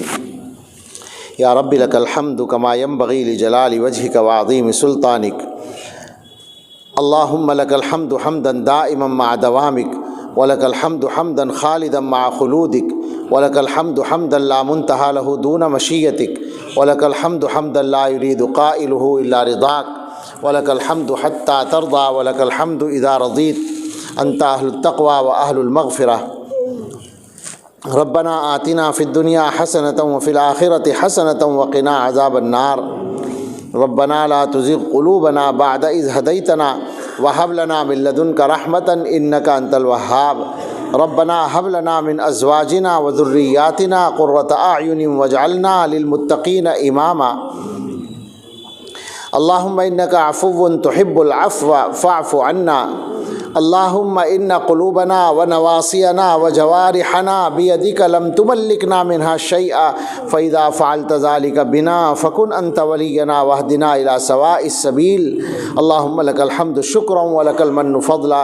اللهم إنا نسألك التوفيق لمحابك من الأعمال وصدق التوكل عليك وحسن الظن بك، سبحان خالق النور۔ اللهم لا تهلكنا فجاءة ولا تأخذنا بغتة ولا تغفلنا عن حق ولا وصية، اللہم اعنا علی ذکرک و شکرک و حسن عبادتک، اللہم اعنا علی دیننا بالدنیا وعلی آخرتنا بالتقوی، اللہم انا نسألک الفوز فی القضاء ونزل الشہداء وعیش السعداء ومرافقة الانبیاء والنصر علی الاعداء انک سمیع الدعاء، اللہم انا نعوذ بک من جہد البلاء ودرک الشقاء وسوء القضاء وشماتة الاعداء، اللہم انا نجعلک فی نحورہم ونعوذ بک من شرورہم۔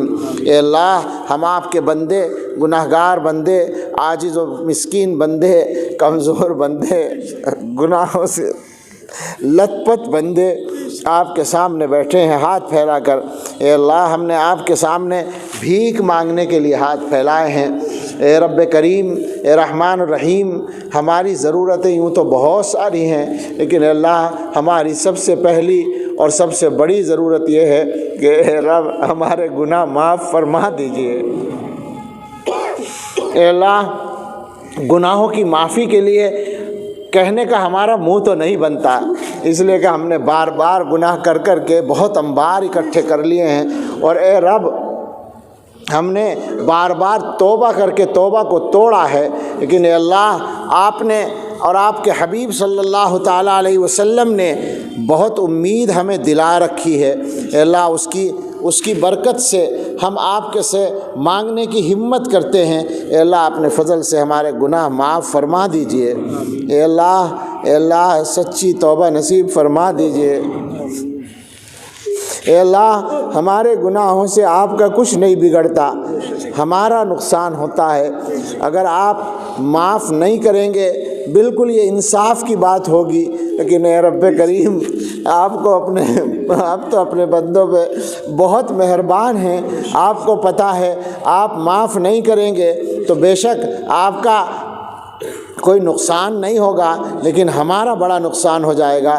اور اے اللہ، اگر آپ نے معاف کر دیا تو اے اللہ آپ کا کوئی خرچ نہیں ہوگا اور ہمارا کام بن جائے گا۔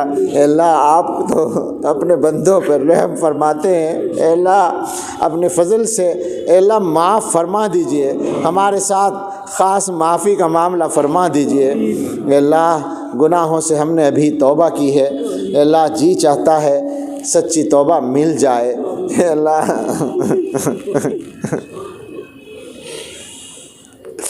توبہ تو ساری عمر ہو گئی کرتے کرتے، لیکن رب کریم سچی پکی توبہ کی اب تک تلاش ہے۔ اے اللہ، جگہ جگہ جا کے توبہ کی ہے۔ اے اللہ، آپ کے بہت سارے بندوں کے ساتھ مل کے توبہ کی۔ اس مجمع میں بھی اللہ آپ کے کچھ بندے یقیناً مقبول ہوں گے۔ اے اللہ، ہم جیسے گناہ گاروں نے ان کے ساتھ میں ہاتھ پھیلا رکھے ہیں۔ اے اللہ، آج کی توبہ کو سچی پکی توبہ بنا دیجئے۔ اے اللہ، سچی توبہ نصیب فرما دیجئے، استقامت عطا فرما دیجئے۔ اللہ، اے اللہ، دلوں کا حال بگڑا ہوا ہے، گناہوں نے دلوں کو کمزور کر رکھا ہے، دلوں کو سیاہ کر رکھا ہے۔ اللہ، ہمارے اور ہماری قوم کے، اس امت کے جوانوں کے، لڑکوں اور لڑکیوں کے، انسانوں کے، مردوں اور عورتوں کے، بوڑھوں اور جوانوں اور بچوں کے ایمان خطرے میں پڑے ہوئے ہیں۔ اے اللہ، ہم غریبوں کے پاس ایمان کے علاوہ اور رکھا کیا ہے؟ اللہ، اگر شیطان نے ہم سے ہمارا ایمان چھیننے میں کامیابی حاصل کر لی تو ہمارے پاس تو کچھ بھی نہیں بچے گا۔ اے اللہ، ہمارے ایمان کی حفاظت فرمائیے، ہمارے بیوی بچوں کے ایمان کی حفاظت فرمائیے، ہمارے رشتہ داروں کے ایمان کی حفاظت فرمائیے، ہماری نسلوں کے ایمان کی حفاظت فرمائیے، پوری امت کے ایمان کی حفاظت فرمائیے۔ اے اللہ، ایمانوں کو بچا اے اللہ، ایمان بچا لیجئے، اور اے اللہ، غلط راستوں پر قدم اٹھنے سے بچا لیجئے۔ اے اللہ، اپنی حفاظت میں لے لیجئے، اپنی پناہ میں لے لیجئے۔ اے اللہ، شیاطین الجن والانس سے ہم سب کی اور پوری امت کی حفاظت فرما دیجئے۔ اے اللہ جسمانی اور روحانی بیماریوں سے شفا دے دیجئے۔ اے اللہ ہم میں، ہمارے گھر والوں میں، رشتہ داروں میں، متعلقین میں جو بیمار ہیں سب کو صحت کاملہ عطا فرما دیجئے۔ جو مقروض ہیں ان کے قرضے ادا کرا دیجئے۔ جو بے گھر ہیں انہیں آرام دہ کشادہ گھر دے دیجئے۔ جو بے روزگار ہیں انہیں بابرکت حلال روزگار دے دیجئے۔ جو مقدموں میں الجھے ہوئے ہیں ان کو ان سے نکال دیجئے، بری کر دیجئے۔ اے اللہ جو بے اولاد ہیں انہیں نیک صالح اولاد دے دیجئے۔ جن کو بیٹوں کی تمنا ہے انہیں نیک صالح بیٹے دے دیجئے۔ جن کی اولاد بگڑ گئی ہے اللہ اس کو نیکوکار بنا دیجئے۔ جن کے بچوں کی شادیاں نہیں ہوئی اللہ ان کی شادیاں خیر کی شادیاں، سنت کے مطابق شادیاں، اچھے رشتوں کے ساتھ شادیاں آسان فرما دیجئے۔ اے اللہ جن لوگوں کو آپ نے اپنے پاس بلا لیا اہل ایمان میں سے اللہ ان سب کی مغفرت فرما دیجئے۔ اے اللہ وہ آپ کے پاس چلے گئے، اب ان کے عمل کا سلسلہ بند ہو گیا، اے اللہ ان پر خاص رحمت فرما دیجئے۔ اور ہمارے پاس ابھی موقع باقی ہے، اے اللہ اس موقع کی قدر کرنے کی توفیق عطا فرما دیجئے۔ اے اللہ ہماری اولادوں کے سلسلے میں ہماری اچھی تمنائیں پوری فرما دیجئے۔ اے اللہ ہمارے کام بنا دیجئے، کام بگڑنے سے بچا لیجئے۔ اے اللہ اس پورے مجمع پر اپنی خاص رحمت کی ایک نظر ڈال دیجئے۔ اے اللہ ہمارے دلوں پہ خاص رحمت کی نظر ڈال دیجئے۔ اے اللہ اس پوری امت پر، اے اللہ اس پوری امت پر اپنی خاص رحمت کی نظر ڈال دیجئے۔ اے اللہ اس وقت کے حالات میں یہ امت دنیا کی اقوام کے سامنے ذلیل و خوار ہو رہی ہے۔ اے اللہ بے شک ہمارے اعمال تو اس سے بھی زیادہ کے لائق ہیں، مگر رب کریم آپ کی رحمت کی امید پر، آپ کے حلم کی امید پر ڈرتے ڈرتے کہتے ہیں کہ اللہ بے شک ہم خراب ہیں، بے شک ہم گندے ہیں، بے شک ہم گناہ گار ہیں، لیکن اے رب دو باتیں کہتے ہیں۔ ایک تو یہ کہ ہم آپ کو پروردگار مانتے ہیں اور آپ کے سوا کسی کو رب نہیں مانتے، اور دوسرے یہ کہ ہم آپ کے محبوب صلی اللہ علیہ وسلم کی امت میں ہیں، اور اللہ اس دونوں نسبتوں سے ہم دستبردار ہونے کو تیار نہیں ہیں۔ اے اللہ ہم کلمہ پڑھتے ہیں اور کلمے کے دونوں حصوں پر ایمان رکھتے ہیں، اور اے اللہ اس کے علاوہ ہم کسی چیز پر راضی نہیں ہیں۔ اے رب کریم، اے رحمان و رحیم، اپنے حبیب صلی اللہ تعالیٰ علیہ وسلم کی برکت سے، آپ کے طفیل سے، اپنے فضل سے اپنا رحم فرما دیجئے اور پوری امت کے معاملات کو اللہ سدھار دیجئے۔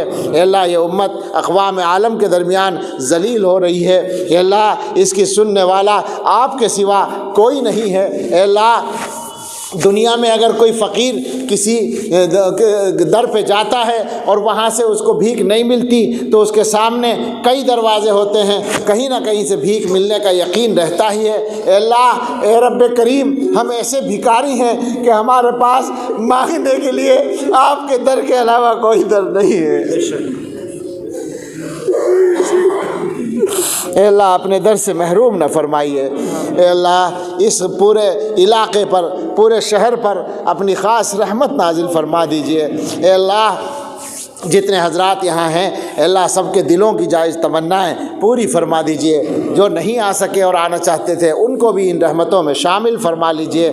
جو لوگ دعاؤں کے لیے کہہ چکے ہیں یا کہنا چاہتے تھے نہیں کہہ سکے یا ان کا ہم پہ حق ہے، اللہ ان سب کو بھی ان دعاؤں میں شامل فرما لیجئے۔ اے اللہ ہمارے بھائی یعقوب صاحب اور دوسرے احباب جنہوں نے ہمارے لیے موقع فراہم کیا، ان کو ہماری طرف سے جزائے خیر عطا فرمائیے۔ اے اللہ ہم سب سے راضی ہو جائیے۔ اے اللہ ہم سب سے راضی ہو جائیے۔ اے اللہ موجودہ وبا کی وجہ سے خیر کے جتنے کام رکے ہوئے ہیں اے اللہ ان کو پہلے سے زیادہ رونق کے ساتھ جاری و ساری فرما دیجئے۔ اے اللہ حرمین شریفین کی حاضری آسان فرما دیجئے۔ اے اللہ ہم سب کو ہمارے گھر والوں کے ساتھ وہاں کی حاضری بار بار نصیب فرمائیے۔ اے اللہ مدارس کے نظام کو پہلے سے زیادہ مضبوطی کے ساتھ، آزادی کے ساتھ جاری فرما دیجئے۔ دعوت و تبلیغ کے کام کو پہلے سے زیادہ مضبوطی اور رونق کے ساتھ جاری فرما دیجئے۔ اے اللہ شریعت و سنت کے مطابق چلنے والی خانقاہوں کے کام کو پہلے سے زیادہ عمدگی کے ساتھ جاری فرما دیجئے۔ اے اللہ، اے رب ہم سب کی ضرورت نعمتیں آسانی سے پوری فرما دیجئے۔ اللہ ہمارے جمع ہونے کو قبول فرما لیجئے، ہمارے رخصت ہونے کو مبارک اور نافع بنائیے، جمع ہونے کو بھی مبارک و نافع بنائیے، اور آنے والے وقت میں ہم سب کے لیے خیر مقدر فرمائیے۔ اے اللہ ہدایت کے بعد گمراہی سے بچائے رکھیے، اے اللہ عزت کے بعد ذلت سے بچائے رکھیے، اے اللہ توبہ کے بعد گناہوں سے بچائے رکھیے، اے اللہ صحت کے بعد بیماری سے بچائے رکھیے، اے اللہ اچھے حال کے بعد برے حال سے بچائے رکھیے، اے اللہ نعمتیں ملنے کے بعد زوال نعمت سے بچائے رکھیے، اے اللہ خیر کے بعد شر سے بچائے رکھیے۔ اے اللہ اپنے لیے اور پوری امت کے لیے ہر خیر کا سوال کرتے ہیں، عطا فرما دیجئے، ہر شر سے پناہ چاہتے ہیں، اپنی پناہ میں لے لیجئے، اور ہمارے لیے اور پوری امت کے لیے ہر آنے والے وقت کو گزرے وقت سے بہتر بنا دیجئے، اور سب سے بہتر ہم سب کے آخری وقت کو بنا دیجئے۔ اللہم صلی علی سیدنا محمد وعلی آل سیدنا محمد صلاۃ تنجینا بہا من جمیع الاحوال والآفات وتقضی لنا بہا جمیع الحاجات وتطہرنا بہا من جمیع السیئات وترفعنا بہا عندک اعلی الدرجات وتبلغنا بہا اقصى الغایات من جمیع الخیرات فی الحیاة وبعد الممات انک علی کل شیء قدیر۔ سبحان ربک رب العزة عما یصفون وسلام علی المرسلین والحمد للہ رب العالمین۔